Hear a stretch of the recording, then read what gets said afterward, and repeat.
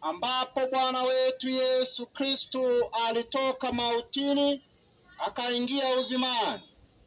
Kanisa linawaalika wanawe waliotawanyika popote duniani wakusanyike ili kukesha na kusali. Basi kama kumbukumbu ya Pasaka ya Bwana, kwa kusikiliza neno lake na kutukuza mafumbo yake, tutakuwa na tumaini la kushiriki ushindi wake juu ya mauti na la kuishi pamoja naye katika Mungu. Tuombe.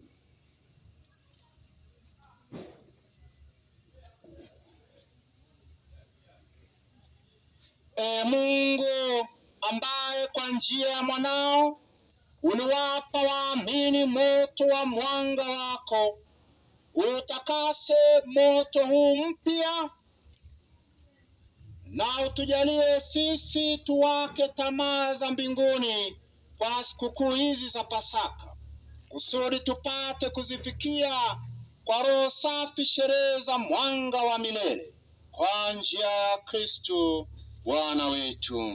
Amen.